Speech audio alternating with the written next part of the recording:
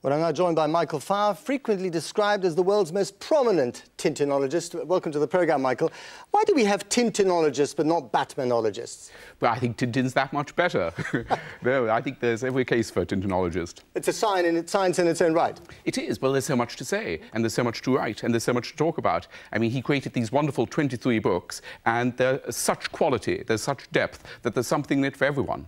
So you obviously take a very kind of orthodox view of Tintin. Are you happy about this movie? Or? Well, I'm a purist, but I'm absolutely excited by the film. I think it's tremendous. It really is gripping. I mean, it's a cracking film. It moves. The pace is really something. Goodness, I was exhausted when I first saw it. It is very good. And it's the marvellous thing about it, it's going to bring new people to Tintin, people who may not have come across Tintin and love him as I do, but they will turn to the books. And I always think once you read one Tintin book, it's a pleasure for life. Good for your business, in other words. Well, inevitably, yes, and it's great fun. and tell me, I mean, you know, there's been a lot of discussion over the years about how Tintin, when it first started, was perhaps politically incorrect. I mean, they were doing stuff that you would not be doing nowadays. Is that a fair criticism? Oh, certainly. And Hergé himself, who I was lucky enough to know, admitted that. He described them as sins of his youth. But he was only 21, and he was portraying, for instance, Africa or the Soviet Union as people in the West did then. So it wasn't, you know, it wasn't unusual.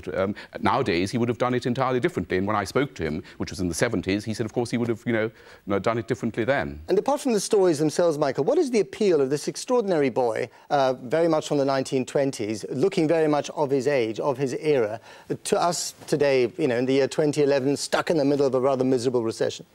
Well, I think it cheers everyone up. But the marvellous thing about Tintin is, because he's fairly abstract, I think every reader can actually project themselves into his shoes. And he's surrounded by characters who are very well designed, like the marvellous Captain Haddock and Professor Calculus. And so, you know, the reader really feels comfortable in these surroundings. But I think it is marvellous because it's pleasure for all ages, both sexes, all over the world. He's truly multicultural. I mean, he's massive in India. China have discovered him. The Japanese love him. So it's not just us Europeans.